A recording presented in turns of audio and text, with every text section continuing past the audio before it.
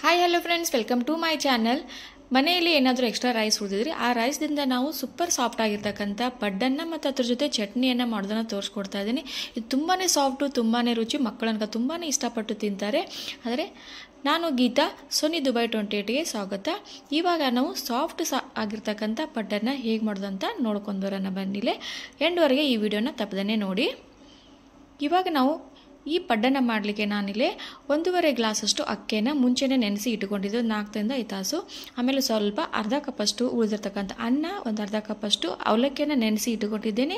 ಇನ್ನೇ ನಾವು ನುರ್ಬೇಕಂದ್ರೆ ಮುಂಚೆನೇ ನೆನೆಸ್ಕೊಂಡ್ರೆ ಸಾಕು.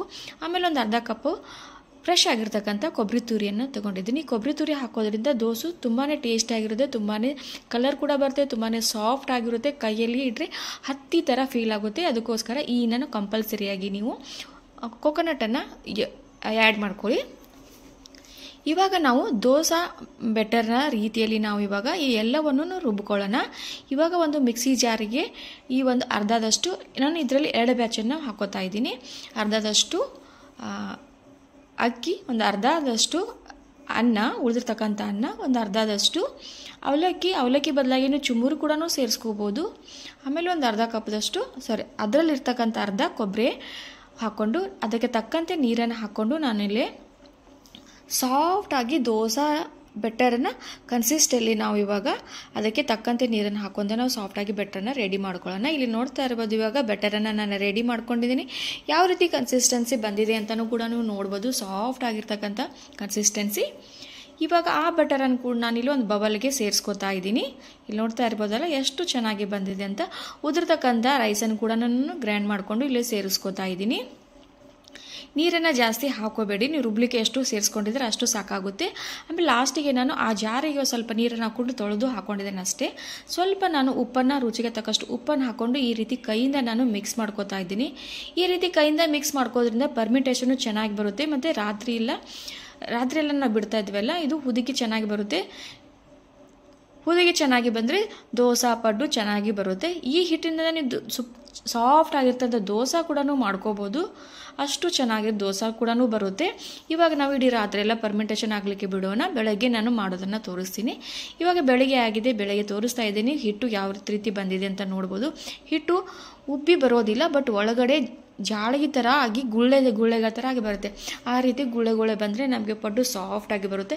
ಯಾಕಂದರೆ ನಾವು ಇದಕ್ಕೆ ಉದ್ದಿನಬೇಳೆ ಏನೂ ಸೇರಿಸಿಲ್ಲಲ್ವ, ಅದಕ್ಕೋಸ್ಕರ. ಇವಾಗ ಪಡ್ಡು ಮಾಡಲಿಕ್ಕೆ ಎಷ್ಟು ಬೇಕೋ ಅಷ್ಟು ಹಿಟ್ಟನ್ನು ತೊಗೊಂಡು ಮಿಕ್ಕಿದ್ದನ್ನು ನಾನು ಫ್ರಿಜ್ಜಲ್ಲಿ ಎತ್ತಿ ಇಟ್ಕೋತಾ ಇದ್ದೀನಿ. ಈ ಹಿಟ್ಟನ್ನು ನೀವು ಒಂದು 2 ದಿನ ಕೂಡ ನೀವು ಯೂಸ್ ಮಾಡ್ಕೋಬೋದು. ಆಮೇಲೆ ನಾನು ಈ ಹಿಟ್ಟಿಗೆ ಸ್ವಲ್ಪ ಸಕ್ಕರೆ ಸೇರಿಸ್ಕೋತಾನೆ. ಸಕ್ಕರೆ ಸೇರಿಸೋದ್ರಿಂದ ಟೇಸ್ಟ್ ಚೆನ್ನಾಗಿರುತ್ತೆ ಅಂತ. ಈ ಒಂದು ಹಿಟ್ಟಿಗೆ ನಾವು ಸೋಡಾ ಏನೇನು ಯೂಸ್ ಮಾಡಬೇಕಾಗಿಲ್ಲ. ಸೈಡಿಗೆ ನಾನು ಪಡ್ಡು ಹಂಚನ ಕಾಯೋಕೆ ಇಟ್ಟಿದ್ದೆ. ಆದಮೇಲೆ ಎಣ್ಣೆನ ಸ್ವಲ್ಪ ಹಾಕಿ ಈಗ ಎಲ್ಲ ನಾನು ಕಾಲಮಲ್ಲೇ ಹಿಟ್ಟನ್ನು ಹಾಕೋತಾ ಇದ್ದೀನಿ. ಇಲ್ಲಿ ನೋಡ್ತಾ ಇದ್ದೀರಲ್ಲ, ಹಿಟ್ಟು ಎಷ್ಟು ಬೆಳ್ಳಗೆ ಚೆನ್ನಾಗಿ ಕಾಣ್ತಾ ಇದೆ ಅಂತ. ಇವಾಗ ಎಲ್ಲದಕ್ಕೂ ನಾನು ಹಿಟ್ಟನ್ನು ಹಾಕ್ಕೊಂಡಾಯಿತು. ಇವಾಗ ಲೀಡ್ ಕ್ಲೋಸ್ ಮಾಡ್ಕೊಂಡು ಒಂದು 2 ನಿಮಿಷ ನಾವು ಇದನ್ನು ಬೇಯಿಸ್ಕೊಳ್ಳೋಣ. ಇವಾಗ ಓಪನ್ ಮಾಡಿ ತೋರಿಸ್ತಾ ಇದ್ದೀನಿ. ಸೈಡಿಗೆಲ್ಲ ಯಾವ ರೀತಿ ಇದು ಬಿಟ್ಕೊಂಡಿದೆ ಅಂತ ನೋಡ್ಬೋದು ನೀವು.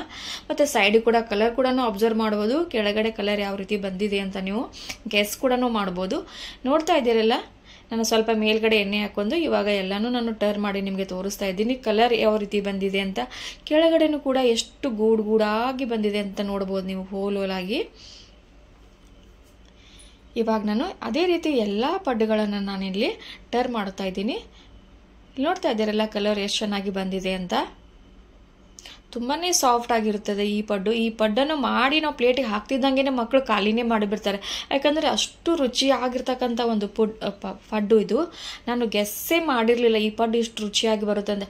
ಬಟ್ ಇವಾಗ ಪದೇ ನನ್ನ ಮಗಳು ಇದನ್ನೇ ಕೇಳ್ತಾ ಇದ್ದಾಳೆ, ಅಮ್ಮ ನನಗೆ ಅದೇ ರೀತಿ ಬೇಕು, ಅದೇ ದೋಸೆ ಬೇಕು, ಅದೇ ಪಡ್ಡು ಬೇಕಂತ. ಇಲ್ಲಿ ಪ್ರೆಸ್ ಮಾಡಿ ಕೂಡ ತೋರಿಸ್ತಾ ಇದ್ದೀನಿ, ಸಾಫ್ಟಾಗಿ ಫ್ಲಪ್ಪಿಯಾಗಿ ಬಂದಿದೆ ಅಂತ. ನಿಮಗೆ ಕಾಟನ್ ಹತ್ತಿಯಲ್ಲಿ ನೀವು ಕೈಯಲ್ಲಿ ಹಿಡಿದಿರ್ತಕ್ಕಂಥ ಫೀಲ್ ನಿಮಗಿರ್ಬೋದು, ಅದೇ ಫೀಲು ಈ ಪಡ್ನಲ್ಲಿ ನಿಮಗೆ ಸಿಗುತ್ತೆ. ಇವಾಗ ಎಲ್ಲನೂ ನಾನು ಪಡ್ಡು ಬೇಯಿಸ್ಕೊಂಡಾಯಿತು. ಇವಾಗ ಅದನ್ನು ನಾನು ಪ್ಲೇಟಿಗೆ ತೆಗೆದುಕೊಂಡು ತೋರಿಸ್ತಾ ಇದ್ದೀನಿ ಯಾವ ರೀತಿ ಬಂದಿದೆ ಅಂತ. ಇಲ್ಲಿ ನೀವು ನೋಡ್ಬೋದು. ಇವಾಗ ಪಡ್ಡು ರೆಡಿಯಾಗಿದೆ. ಈ ಪಡ್ಡಿಗೆ ನಾವು ಸೈಡ್ ಡಿಶ್ ಆಗಿ ಒಂದು ಫ್ರೆಶ್ ಆಗಿರ್ತಕ್ಕಂಥ ಒಂದು ಕೊಕೊನಟನ್ನು ತೊಗೊಂಡಿದ್ದೀನಿ ಚಟ್ನಿ ಮಾಡಲಿಕ್ಕೆ. ಹೋಟೆಲ್ ಸ್ಟೈಲ್ನಲ್ಲೇ ನಾನು ನಿಮಗೆ ಚಟ್ನಿ ಮಾಡೋದನ್ನು ತೋರಿಸ್ತಾ ಇದ್ದೀನಿ.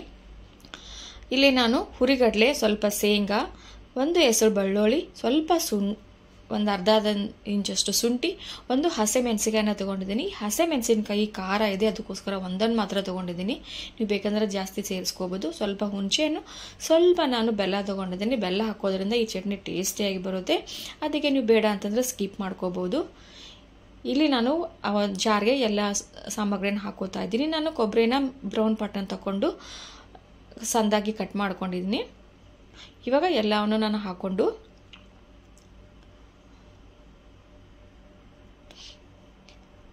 ಇವಾಗಿಲ್ಲಿ ನಾನು ರುಚಿಗೆ ತಕ್ಕಷ್ಟು ಉಪ್ಪನ್ನು ಹಾಕೋತಾ ಇದ್ದೀನಿ. ಈಗ ನಾನು ಇದಕ್ಕೆ ನೀರನ್ನು ಸೇರಿಸ್ಕೊಂಡು ನಿಮಗೆ ಯಾವ ಕನ್ಸಿಸ್ಟೆನ್ಸಿಯಲ್ಲಿ ಬೇಕೋ ಆ ಕನ್ಸಿಸ್ಟೆನ್ಸಿಯಲ್ಲಿ ನೀವು ಇವಾಗ ಈ ಚಟ್ನಿಯನ್ನು ನೀವು ರುಬ್ಕೊಳ್ಳಿ. ಇವಾಗ ನಾನು ಈ ಕನ್ಸಿಸ್ಟೆನ್ಸಿಯಲ್ಲಿ ನಾನು ರುಬ್ಕೊಂಡಿದ್ದೀನಿ. ನಾನು ಇವಾಗ ಖಂಡಿತವಾಗ್ಲೂ ಈ ಒಂದು ಚಟ್ನಿನ ನೀವು ಟ್ರೈ ಮಾಡಿ. ಹೋಟೆಲ್ನಲ್ಲಿರ್ತಕ್ಕಂಥ ಚಟ್ನಿ ಸೇಮ್ ಟು ಸೇಮ್ ಹಾಗೆ ಆಗಿರುತ್ತೆ. ಆ ಚಟ್ನಿನ ಒಂದು ಬೌಲ್ಗೆ ನಾನು ಹಾಕ್ಕೊಂಡು ಅದಕ್ಕೆ ಒಂದು ಒಗ್ಗರಣೆಯನ್ನು ರೆಡಿ ಮಾಡ್ಕೋತಾ ಇದ್ದೀನಿ. ಒಗ್ಗರಣೆ ರೆಡಿ ಮಾಡಲಿಕ್ಕೆ ಎಣ್ಣೆ ಕಾಯಕ್ಕಿಟ್ಟಿದ್ದು. ಎಣ್ಣೆ ಕಾದ್ಮೇಲೆ ಸಾಸಿವೆ, ಸ್ವಲ್ಪ ಇಂಗು, ಕರಿಬೇವು, ಸ್ವಲ್ಪ ಒಣ ಮೆಣಸಿನ್ಕಾಯಿನ ಹಾಕ್ಕೊಂಡು ಚೆನ್ನಾಗಿ ಕಾದ್ಮೇಲೆ ನಾವು ಆ ಚಟ್ನಿ ಮೇಲೆ ಹಾಕೊಳ್ಳೋಣ. ಇವಾಗ ಹೋಟೆಲ್ ಸ್ಟೈಲಲ್ಲಿ ಕೋಕೋನಟ್ ಚಟ್ನಿ ರೆಡಿಯಾಗಿದೆ. ತುಂಬಾ ಟೇಸ್ಟಿಯಾಗಿರುತ್ತೆ ಫ್ರೆಂಡ್ಸ್. ಖಂಡಿತವಾಗ್ಲೂ ಈ ಚಟ್ನಿನ ನೀವು ಟ್ರೈ ಮಾಡಿ. ಈ ಚಟ್ನಿ ಜೊತೆಯಾಗಿ ಪಡ್ಡು, ದೋಸೆ, ಇಡ್ಲಿ ಪ್ರತಿಯೊಂದು ಕೂಡ ಸೂಪರ್ ಟೇಸ್ಟಿ ಕಾಂಬಿನೇಷನ್ ಆಗಿರುತ್ತೆ. ಖಂಡಿತವಾಗ್ಲೂ ಈ ಒಂದು ರೆಸಿಪಿಯನ್ನು ಟ್ರೈ ಮಾಡಿ. ಐ ಹೋಪ್ ಈ ವಿಡಿಯೋ ನಿಮಗೆ ಇಷ್ಟ ಆಗಿದೆ ಅಂತ ಅನ್ಕೋತಾ ಇದ್ದೀನಿ. Thank you.